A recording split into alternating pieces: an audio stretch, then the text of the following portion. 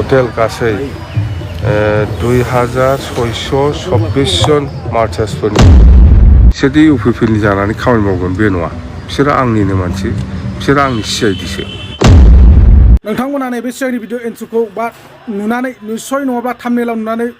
बुजिनो हाखादों बा हमदांनो हाखादों। दिनै BTC नि एकर्ड डे। बे BTC नि एकर्ड डेआव जोंहा हाग्रामा महिलारि बिथाङा अर्थात जिथुनाखि बारग' चिफ हाग्रामा महिलारि बिथाङा अर्थात सारा जोंहा नैबे BTC डेआव मा बाथ्रा बुंखो आरो बेजों लोगोसे 2624 जन सुबुंफोर जिथुनाखि मार्टियार बे मार्टियारनि मुंख्लं माबायाव बिबार बावनाय नैबे मुंख्लं बिबार बावनाय समाव जोंहा हाग्रामा महिलारि सारा अर्थात BTC नि बारग' चिफ सारा जोंहा माखासे खोथा बुंदों आरो चन्दन ब्रह्म आरो लोगोसे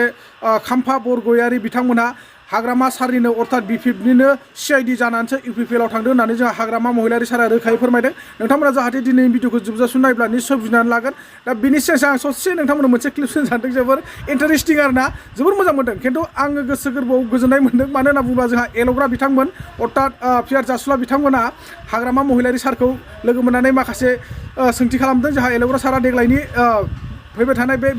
जिथुनाखि जानो गोनां इलेक्सन बे इलेक्सनाव नोंथाङा देरहागोना माबायदि बिनि खोथाखौ सोंदोंमोन जोंहा पियार जासुला बिथाङा। बिनि उनाव हाग्रामा महिलारिया मा बाथ्रा बुंखो नोंथांमोना निस्सय खोनासंना लानो हागोन। लोगोसे जोंहा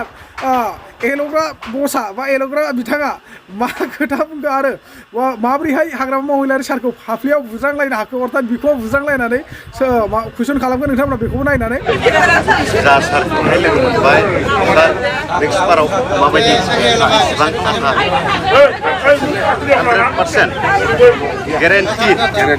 वाव सार आंखौ सिनायदो ना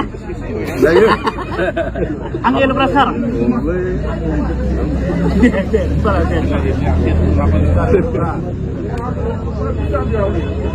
मा जाखो माने रेकर्डानो जायासै दा मिनुथ'लै पियार जासुला बिथाङा मा बाथ्रा सोङामोन आरो लोगोसे जोंहा एल'ग्रा बिथाङा बा एल'ग्रा बसा हाग्रामा महिलारि सारजों बिखुङाव बुज्रावलायनानै मा बाथ्रा रायलायखो गावखौ सिनायना सिनाया सोंथि खालामदों। दा बेसेबां खुला नोंथांमोना नायलाय आरो बेजों लोगोसे मिनिथाव बाथ्रा जोंहा एल'ग्रा बिथाङा हाग्रामा महिलारि सारजों भिडिअ शुट लानायानो माने रेकर्डिंआनो जायाखैनो आरोखि ना। ओरैबायदि आरोना बेखौसो मिनिनो ओंखारदों दे बाखि जेबो नङा माने इन्जय इन्टारेस्टनि थाखायसो आं मिनिनो ओंखारदों। ओरैनो बाखि ओरैनो माने आउट माबायाव आं मिनिनो ओंखाराखै। जा बिथाङा माने भिडिअखौथ' लादोंमोन लानाया खिन्थु भिडिअआ शुट जादिया आरोना माने मिस्टेक जाबाय। थारमाने भिडिअखौ बे क्लिक खालामनो रोंदिया बेनिखायनो माने भिडिअआ रेकर्ड जादिया आरोखि माने रेकर्ड खालामनो रोंदिया आरो केमेराखौल' अपेन खालामहांबाय। दा माने जेबो नङा बेफोरबायदि माब्लाबानि समाव आथुर बिथुराव जाखायो नङा होमबा। मानो होनबा सासे गिदिर मानसिखौ लोगो मोननायनि खोथाथ' माने दग' मग'बो जालाय फैयो बेफोरबायदिनो आरोखि। दा जाय हक जोङो बेखौसो साननो गोनां जे हाग्रामा महिलारि बिथाङा सासे ओरैबायदि नर्मेलि पाब्लिक मानसिफोरजोंबो जे लोगो हमनानै बेफोरबायदि खोथा सावरायदों आं जोबोर मोजां मोनदों बा इन्टारेस्ट मोनदों। मानो होनना बुङोब्ला बेफोरबायदिनो रायलायनांगौ सावरायनांगौ अब्लानो बयबो गोजोन मोनो। दा आङो बेखौसो बुंनो सानो जोंहा जिथुनाखि BTR नि CM प्रमद बर' सार बिथांजों जोंफोरबायदि थांनानै दाबायदियाव बेफोरबायदि क्लसलि सावरायहैनो हागोन हाया बा नों आं मानसिफ्रा थांनानै बेफोरबायदि लोगो हमनानै खुला खुलि जों सावरायहैनो हागोन हाया बेखौ आं मोनसे सानखांनाय फैदों आरोखि। थारैनो बिथाङा स्कप होगोन होआ बेफोरबायदि सावरायनो बा बेफोरबायदि सोंथि खालामनो नों आं जाम्बा जाम्बिफोरखौ दा बेनो मोनसे कुइसन जाना फैदों। दा लोगोसे हाग्रामा महिलारि सारनि जानानै जिथुनाखि प्रमद बर'नाव बा UPPL आव चन्दन ब्रह्म आरो खाम्फा बरगयारि बिथांमोना मा हिसाबै CID जानानै थांखो थारैनो मा खोथा दङ बिथोरिया सिङाव बिथांमोना UPPL आव थांनायनि जाहोना मा मार गुदि खोथाफ्रा आरो लोगोसे जिथुनाखि फैबाय थानाय बिसायख'थियाव हाग्रामा महिला सारा अर्थात BPF नि जिथुनाखि BPF हान्जाया बा BPF दला सरकार दामारगोना रोखामार नामा नै बिनि सायाव जोङो गुवारै मिथिना लानो हागोन। लोगोसे जोङो 2624 जन सुबुंफोरनि मार्चाराव दिनै हाग्रामा महिलारि सारा BTC एकर्ड डेनि गेजेरजों बा BTC नि बड'लेण्ड डे बड'लेण्ड डेनि गेजेराव दिनै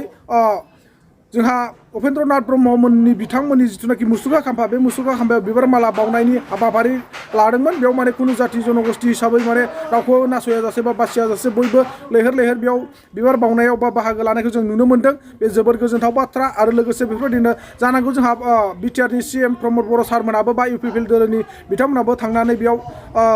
बाहागो लाहैगोन बेखौ निस्सय जों उनाव मिथिनानै लानो हागोन। दा नोंथांमोना जिथुनाखि नैबे हाग्रामा महिलारि सारा अर्थात BTC नि CM बा चिफ बारग' महिलारि सारा मा बाथ्रा बुंखो बा मा बाथ्रा बुफ्रुनानै होखो नोंथांमोना निस्सय भिडिअखौ जोजासिम नायनानै लादो आरो लोगोसे मोजां मोनोब्ला निस्सय नोंथांमोना लाइक कमेन्ट शेयार खालामना होगोन होननानै आं आसा खालामबाय बे सारखौ गांसे आर'नाइजों बरायनानै लाग्रोनो आं खावलायबाय जोंनि क'क्राझार जिल्ला BPF कमिटिनिफ्राय गांसे आर'नाइजों बरायना खावलायबाय बेनि उनावहाय बिथांमोननो नेशनेल फ्लेगखौ बिरहोनो थाखाय आं खावलायनायजों लोगोसे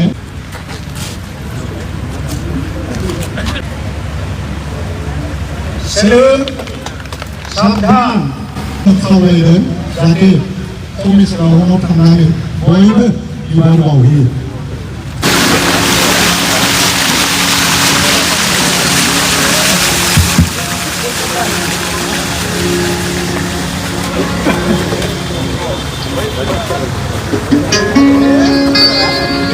बे समाव मुंख्लं खाम्फायाव मार्चार्सफोरनो बिबान बावनाय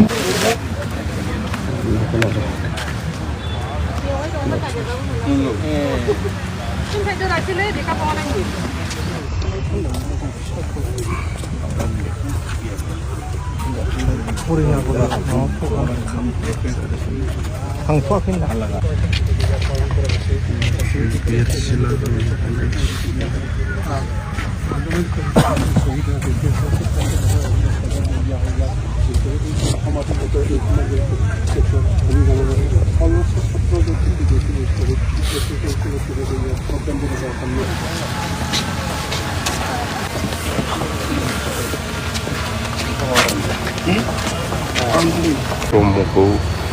जोङो बिबार बावनानै फैबाय बिनि उनाव जोंहा दा टटेल गासै 2626 जन मार्चार्सफोरनि जितु सिमेट्रि बेवहाय जोङो बिबार बावगासिनो दं एसे उनाव जोबगोन आरो जोंहा बिनि उनाव दंबावो राजहुवा मिटिं बेखिनियानो मथथे दिनैनि जितु बड'लेण्ड डे 10 फेब्रुवारि बेयो जोंनि बिटिसिनि जेसेबां जाथि जनगोष्ठी दं बियो जोंनि जारिमिनारि अकल बिटिसि नङा गासैबो आसामनि थाखायनो बियो जारिमिनारि दिन बेखौ रावबो बावनो हाया पार्टिजों खोथा गैया बे सब समय थाबाय थागोन आरो बेयो कनस्टिटिउसनेल आरो बेखौ दिनै आसाम सरकार बा भारत सरकारा स्वीकृति होनाय मोनसे सुक्ति बे हिसाबै बियो थालांबाय थागोन बेखौ पार्टि हिसाबै रावबो लानो नाङा आरो बेखौ सनमान होनाया जोंनि बयनिबो कर्तब्य होननानै आं सानो जायखिजाया बिटिसि बे सुक्तिनि दारै गासै बर' जाथिया मा मोन्दों मोनाखै बेखौ बयबो मिथिगौ आरो बिटिसि ओनसोलाव थानाय गासिबो जाथि जनगोष्ठीया बे सुक्तिनि दारै बेवहाय मा जादों जायाखै स्कुल कलेजनिफ्राय आराम्भ खालामनानै गासिबो लामा दालांनिफ्राय आराम्भ खालामनानै मा जादों जायाखै बयबो मिथिगौ आरो बे सुक्तिनि दारैनो दिनै बे ओनसोलाव थानाय गासिबो जाथि जनगोष्ठीया उन्नति जादों बेखौ बयबो मिथिगौ जों बुंलायनाङा आरो आं आसा खालामो फैगौ समाव आरो बेनिफ्राय साबसिन उन्नति जालांबावगोन होननानै फैगासिनो दं बिटिसि बिसायख'थि नोंथांनि बिपिएफ बिसायख'थिया फैगासिनो दं बेवहाय बुंनांगौ जेबो गैया बिपिएफ हान्जा हिसाबै जोङो हारसिंनो गेलेगोन आगोलाव बुंबाय थाखानाय